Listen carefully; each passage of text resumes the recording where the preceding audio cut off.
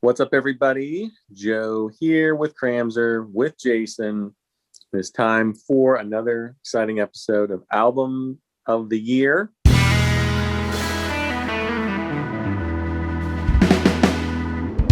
year is 2017. We are just rapidly approaching the present. Still a couple years to go. Back in 2017, you had, I don't know, a lot of bad music. Shape of You by Ed Sheeran was the big single. It's terrible. Despacito, also terrible. Huge that year. Rockstar, Post Malone finally makes an appearance. I really don't like him, so that's another terrible song. Fans are a fan of Post Malone. Who would have thought? I don't know. This is the how a fan moves. I'm not saying I'm a fan. Better than the other stuff you said. White Iverson is okay. Okay, interesting. Maybe we'll see an appearance on your top 5. Okay.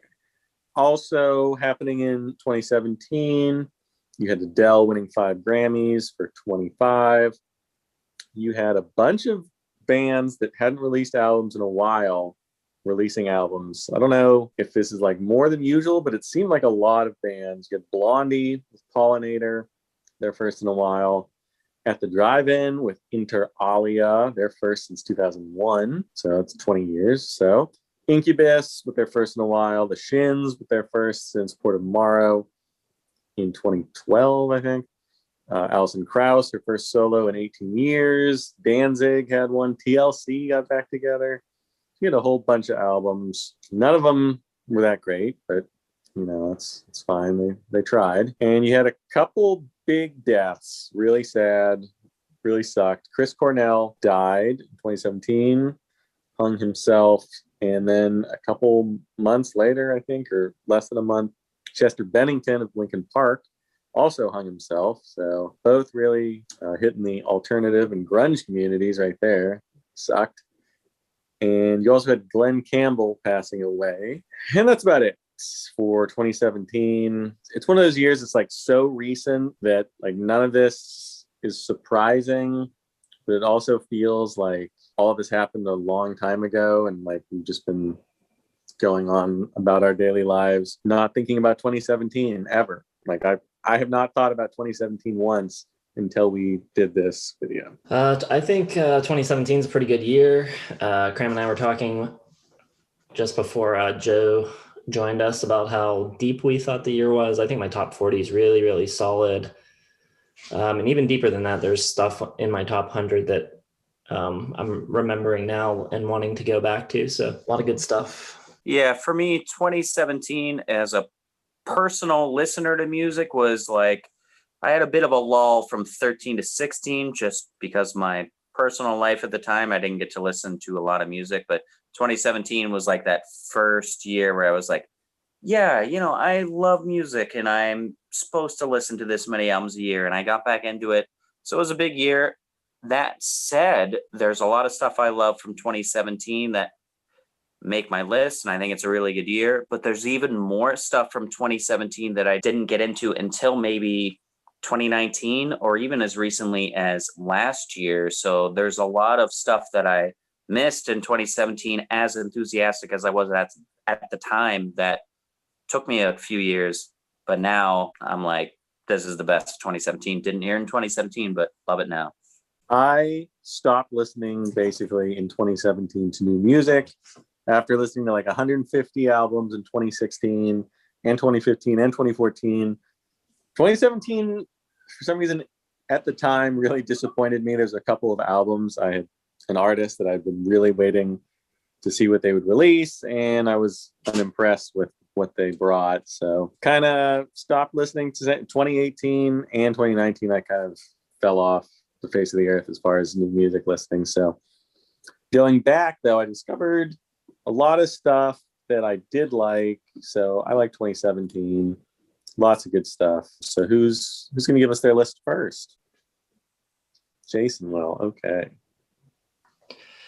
All right. So like I said, pretty deep. I'm just going to rattle off a bunch that I like that are just missing. The Hiding by Casey Johansson, Spades and Roses by Caroline Spence, which might actually have my favorite song of the year, Hotel Amarillo. Canyons of My Mind by Andrew Combs, Sleep Well Beast by The National, Crack Up by Fleet Foxes, Ease My Mind by Shout Out Louds, Capacity by Big Thief. I kind of forgot to mention them in the last video, but Masterpiece is amazing also, just really good albums.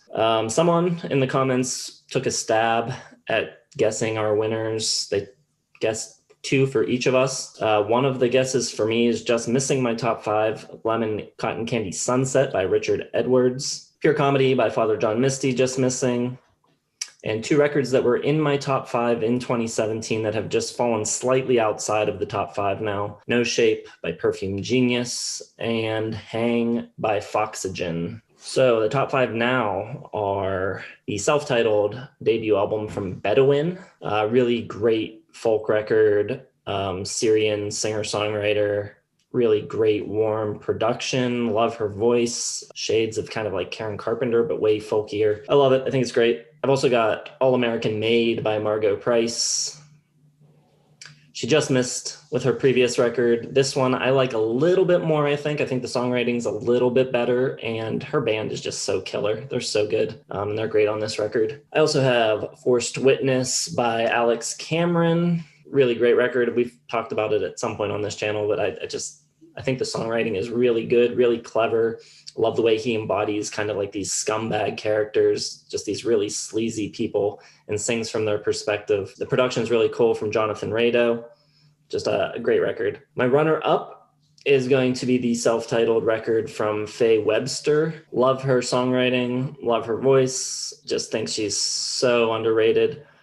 She's blowing up a little bit. Back when this record came out, it seemed like no one really knew who she was. I just love how simple her songs are, but how, like, the way she writes choruses, it seems like, how has no one written this already? It's just so obvious, but great. But my winner is going to be, big surprise, Modern Pressure by Daniel Romano. My favorite Daniel Romano record. I think it's great. This completes his evolution away from the classic country sound into more of like a Bob Dylan-y rock kind of thing.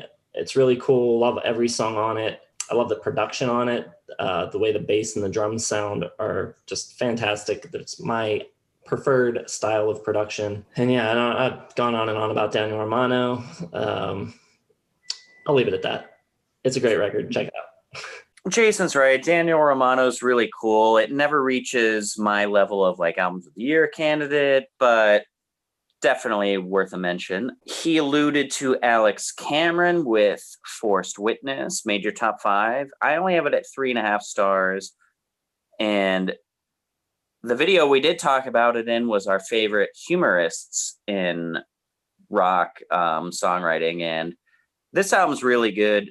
I may be sliding it at 3.5 now that I just watched Jason smile and talk about it.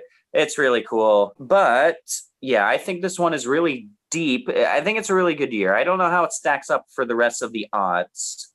Obviously, I alluded to the last video that 12, 13, yes, some really good years. This one is probably middle of the pack when I really come around to the whole decade. And I only have 1 5-star, but I have so many. I have 3 4.5s and then just so many 4s. And I love 4s. 4s are great. To me, 4 is great. That's how I describe it. So the ones that didn't make it, and we were talking in our group text where I thought there was a chance that there were 3 albums that could possibly get into all of our top 5. And now Jason ruined it. None of them are in. So one of them was going to be Mass Seduction by St. Vincent, which I think is great because I think all of St. Vincent's albums are great. That said, I think this is on the lower list.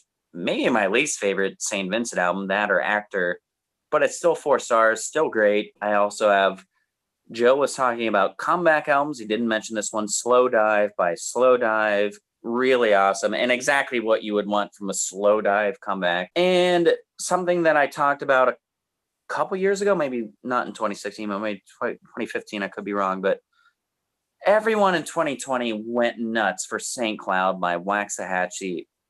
I like all of the other albums more, including Out in the Storm. I like that so much more. 4 stars for that. And then the one that I had to cut, which is not something I listened to in 2017, but listened to last year for the 2017 catalog because of how good the album was in 2020. Moses Sumney with Aromanticism, awesome. Can't wait to see what the next thing is, because I believe these are the first 2 LPs going on, and both 4 stars and up. Awesome stuff. My 5th spot is going to go to one that Jason just missed, No Shape by Perfume Genius. Incredible.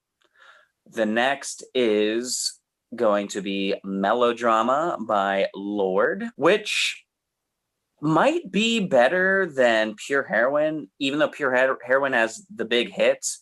But this one, start to finish, is so friggin' good. I don't know. It might be better than Pure Heroin. Only has 2 albums, so we'll probably never get to the listography of Lorde. You know, doesn't have the foot on the gas to get more albums out. Very much taking your time as an artist.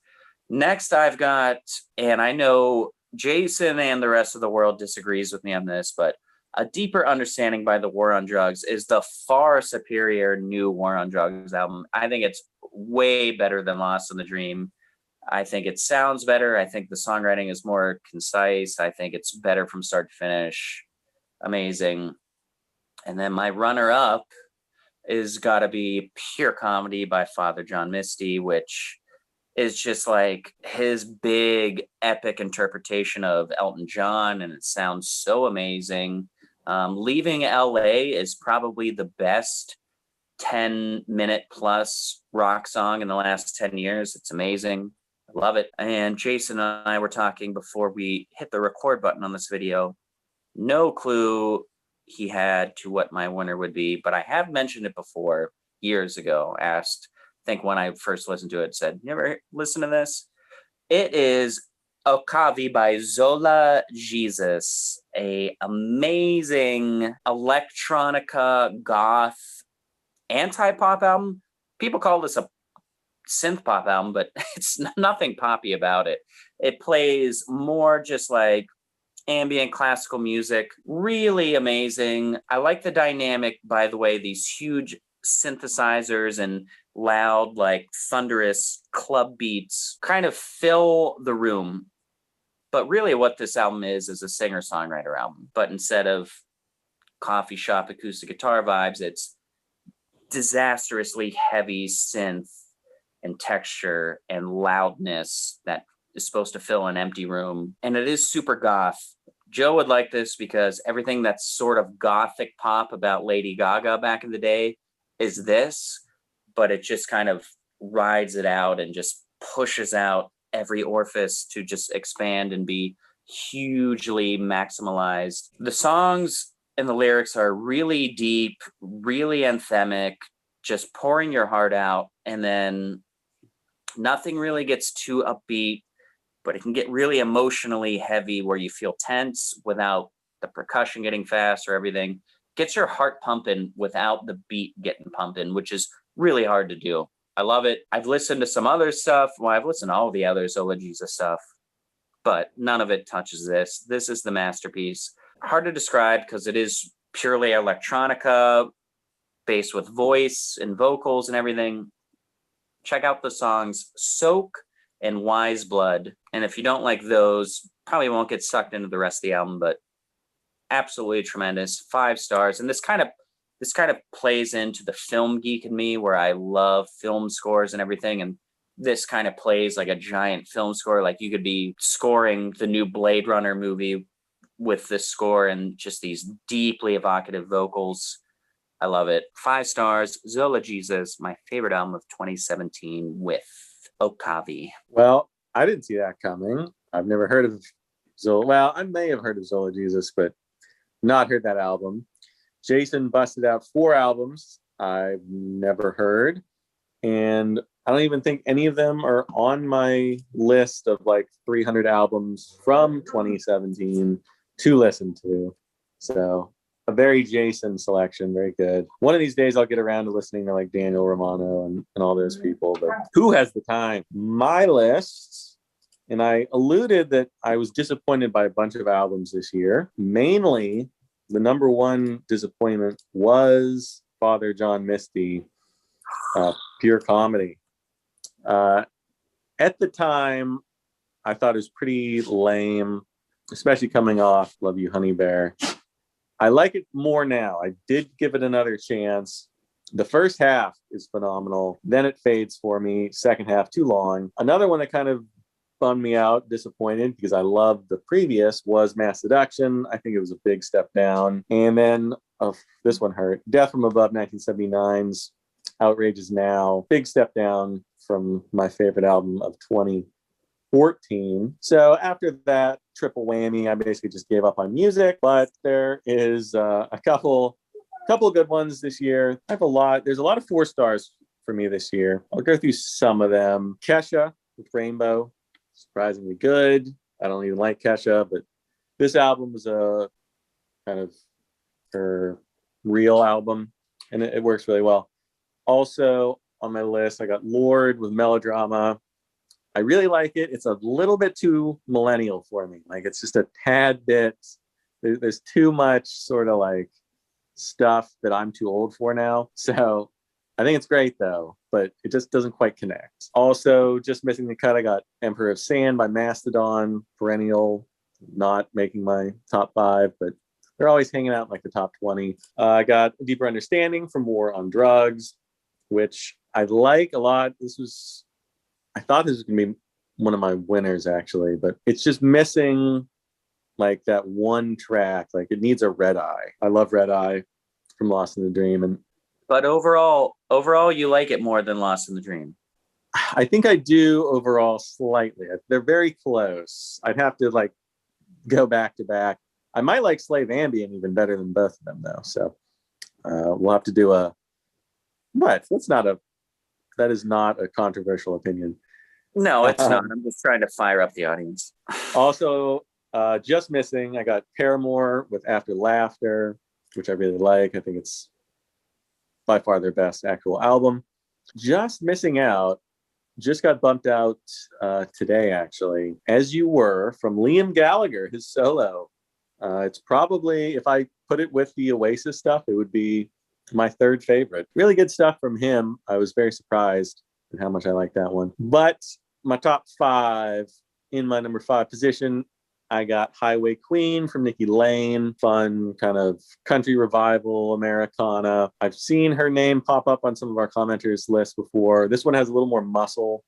I think her band is a little stronger on this one. Also, Kramzer didn't mention this one. Lust for Life, Lana Del Rey. Maybe, 3.5. Now, I have it at 4, maybe 4.5. Probably my 2nd favorite after Ultraviolence. I think it's quite good. It's kind of a return to more hip-hop style. I even like some of the guest appearances.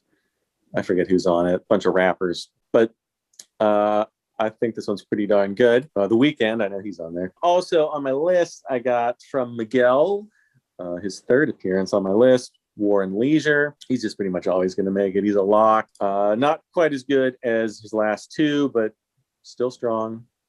No real complaints about that. And my runner-up, finally, Jason and I share Margot Price, All American Made. Totally agree with what he said. Her band definitely rocks harder on this one. A little more muscle behind her. I think she's pretty much great. Some political stuff on here too, which I don't always like, but I think she pulls it off pretty well. And she's a spitfire. I like when she goes at like the country music sort of establishment. I think that's good. But my winner, they were a runner-up previously, and they're back, taking the top spot. It is Always with Anti-Socialites. My favorite of 2017. I really love this album. I really like their last album. This one, it's kind of the same. It's very dreamy and a little shoegaze, a little jangly, a little Smiths, little Cure, a little of all those 90s shoegaze bands that I don't really know the names of, Lush, something like that. This one's produced by John Congleton, who produced my last year's winner. So maybe I just really like him. I don't know, but he always does a good job. He's got that big reverby sort of 80s-ish production. And I just really like Always. I kind of like this album. I have a big crush on, like the album itself. Like it's like my 500 Days of Summer. It's sort of a cycle about a relationship, the meeting and the breaking up and everything like that. I don't want to say like manic pixie dream girlish, but Molly Rankin kind of has that like cool, she's the lead singer, kind of like dreamy coolness about her. I think she's very clever lyrically, very interesting. It's always, those Canadians always have sort of like a different adjectives and adverbs and descriptive things than the American singers. So it's almost like you're listening to someone speaking not a different language, but like a slightly different. Like you just don't get the same kind of cliches that you always do from American singers. And the music's great. It's dreamy, a lot of jangly guitars, some cool little guitar solos in there. Never overwhelms the music.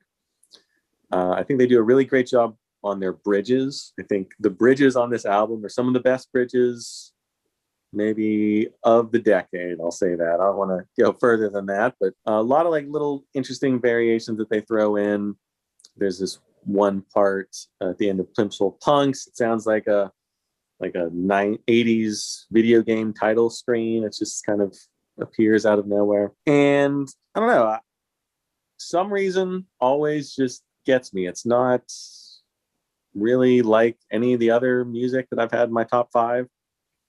But I don't know, maybe it's just Molly Rankin's dreaminess. Kind of reminds me of Lana Del Rey, the way she doesn't go too high or low. It's very sort of like even keeled throughout the whole thing. And I don't know, it works. I love it. It's my only 5-star album of this year, and my winner for 2017, Anti-Socialites by Always. You are a man of so many surprises. You set up this decade like it was going to be so Kanye and pop and this heavy, but you're pulling out Always and cymbals-y guitars and all this stuff. You are, you're coming here. I love it. It's interesting doing this in yearly order, and maybe like I feel like that changes things a little bit, because when I'm listening to stuff in order, like I feel like I get tired of certain sounds, and like I'm looking for something new during these years. And there's a couple of bands, Always, cymbals-y guitars, Miguel, Lana Del Rey, Margo Price, that kind of like interesting variation from the stuff I normally listen to keeps popping up. And not a lot of rock in my, straightforward rock in any of my lists. It's interesting. Yes, and no offense to you, but classically your first reaction to stuff you're not familiar with is no. Well, with some of these bands, like I hear them on the radio. I remember hearing Dreams Tonight from Always on like WYEP, and then that spurs me to listen to the album, and I loved it. And I think I can't remember if I heard this album first before the first Always album, or what order I heard them in, but I really like this. In fact, no, I definitely heard this album first, then I went back and listened to the other one, because I heard Dreams Tonight and I just fell in love with it immediately. So it's interesting the way you discover these artists. A lot of these artists I discovered later and then went back. Same with Cymbals-y Guitars in 2016. I never heard Lose, my 2013 runner-up, or 2014 runner-up, sorry, until 4 years after it came out, after I had heard their follow-up, which was my winner in 2016. So this decade's very fun in that way. There's so much more discovery that you don't really get in the 70s and 80s. But this decade, really intriguing. Yeah, and good shout to WYEP in Pittsburgh. That's a great station. I still throw it on just streaming on the internet here in Chicago from time to time, because you can always just discover either new stuff or old stuff you didn't really know before. And you can always just find ways to get in stuff. They're a great radio station, really. They are. Yes. Big shout out to WYAP, who helps me discover new music and new bands that I probably would dismiss offhand because I'm that kind of person. At least I acknowledge it. And I'm trying to get better. Anything else for 2017? Yeah, Joe, you are now relieved of your hosting duties. This is the last one. It's been a fun run. Of course, thank you for watching. Leave your top 5s, top 10s. Some people leave like top 25s. You can go as far as you want. Do a top 100. It will not offend us. Like the video. Subscribe to the channel, of course. Hit the bell for notifications. Check the description for Facebook, Twitter, Instagram, website. And, we will see you tomorrow and every day here on Listography. Thanks for watching.